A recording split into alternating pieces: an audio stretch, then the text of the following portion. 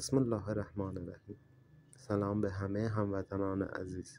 امروز اومدیم با یه آموزش مهم دیگه در باب قلم روحانی. یه چوب انار ترش یا زیتون میگیرین دوستان عزیز و روی برگه سفید آیه یک قلم رو روش می‌نویسید با جوهر روحانی که ساخت جوهر روحانی رو تو کلیپ های بعدی بهتون آموزش میدم. و 2 تا شمع سفید میگیرین جلوی برگه روشن میکنید. نوک قلم رو به قبله باید باشه. روی برگه میذارید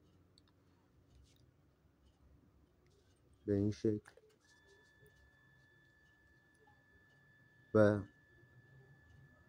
3 مرتبه سوره قلم رو میخونید. در آخر قلم رو داخل همون برگه میذارید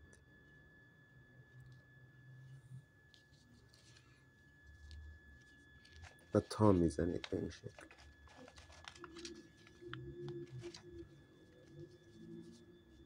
و میذارید یه جای پاک مثل کابینت، مثل کمد دیواری 3 روز اونجا بمونه. اصلاح آمار مکان و تحسین حتما انجام بشه قبل هر عملی که تو کلیپ های قبل اصلاح آمار مکان رو بهتون یاد دادم، آموزش دادم. حتما انجامش بدین. تحسینم براتون میذارم آموزششو. یه بخور عود معمولی خوشبو هم روشن کنید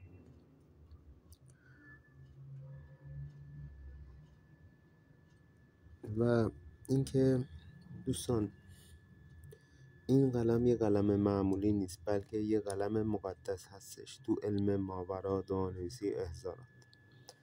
اهمیت ویژه‌ای داره، حامل انرژی و اتصال به عوامل بالاتر هستش و باید تو ساعت و روز خودش آماده بشه و استفاده. از این قلم قبل هر کاری نیت پاکی باید داشته باشیم و با وضوح و طهارت و زمان مناسب ازش استفاده کنیم. نگهداری قلم خیلی مهم هستش. سعی کنین هفته یه بار یک شنبه ها بخور بدین و جای پاکی نگهداری بشه. تو علم ماورا اول قلم روحانی و کاغذ روحانی و جوهر روحانی خیلی مهمه که ساخت اینا رو توی آموزش های بعدی بهتون یاد میدم که هیچ کس تا به امروز نگفته و نخواهد گفت.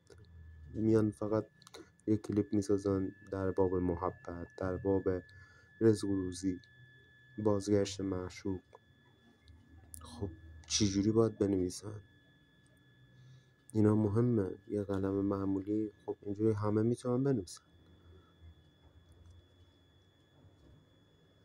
اینا خیلی مهمه و حتی اصلاح کردن قرینتون مهمه. اگه مانعی دارین باید برداشته بشه. اگه جن عاشق، چش زخم، هر کدوم اینا رو دارین باید رو اصولش انجام بشه تا درست جواب بگیرین. دوستان ما رو حمایت کنین، نظرات خودتون رو بگین تا ما با انرژی بیشتر قدم به قدم این علم رو درست و دقیق بهتون آموزش بدیم. ما رو حتما حمایت کنید. ممنون میشم.